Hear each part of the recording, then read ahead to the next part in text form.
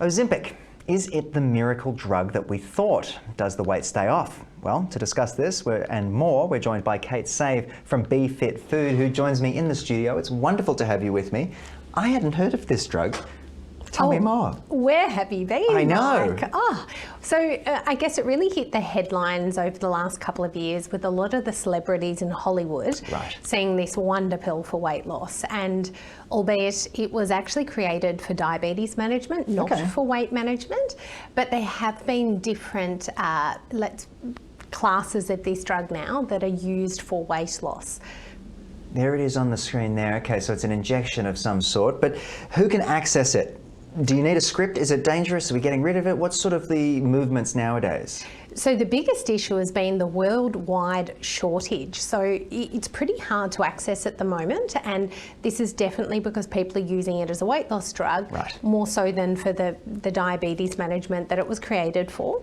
But in saying that, they have actually brought out another name of the same drug called Wegovy. So it's the same drug, the GLP-1 agonist, which is what Ozempic is, but you take it in larger doses for weight loss. However, that's also unavailable worldwide, and particularly in Australia they think that we may not get it till the second half of the year or maybe the end of the year, who knows. Now with drugs like this, there's generally side effects. Are there any dangerous things people need to be aware of when they're looking into this product? You're speaking to the queen of whole foods. So really anything to me that's not food, that is a drug, that has an impact on the body, there's definitely going to be a side effect. And the side effects of this drug is, yes, it does suppress your appetite. It suppresses your appetite by a few different mechanisms. So it does act on the brain to suppress the appetite, but it also has an effect on reducing the blood sugar levels, and it slows the gastric emptying rate, which is how quickly food moves out of the stomach.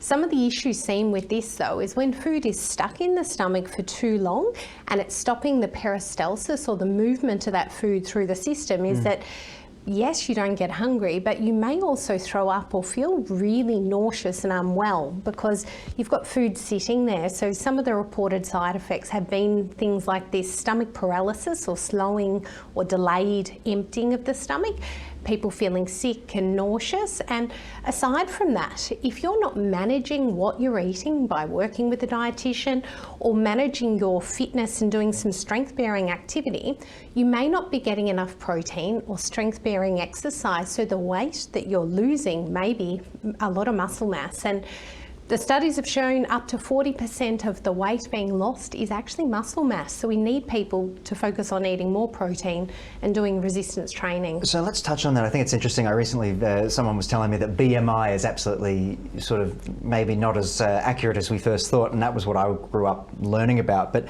what role does nutrition and exercise play when it comes to weight loss on Ozempic and what you've seen there? This is really, really good that you're bringing this to people's attention, because a lot of people are taking this wonder drug thinking it'll fix all of their weight loss programs, weight loss problems, without actually having to follow a real life program. So without eating sufficient protein and without doing weight training, a lot of the weight that will be lost will actually be lean body mass. And the issue with that is once they stop the drug, which will happen at some point, you can't be on it for the rest of your life, the appetite returns, and if you've lost the muscle mass, then you've decreased your metabolic rate. So when you start to regain weight, it's much easier to gain body fat because your muscle's not there to boost metabolism and keep things ticking over. So it's a sort of a one step forward, 3 steps back maybe. But talk us through what happens when you stop taking the drug in a little more detail and of course regain that weight, I guess as a warning to people out there. And just to summarise, what you think people need to be looking at moving forward. So I certainly don't want to say that there isn't uses for this drug. A lot of people really need this to get started.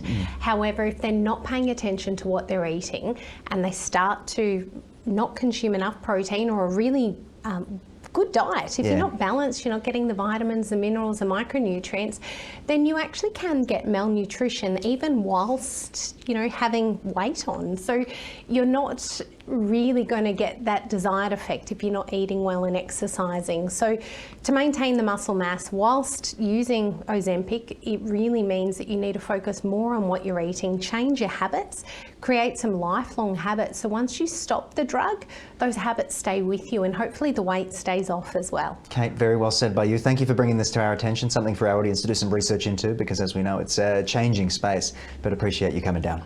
My pleasure.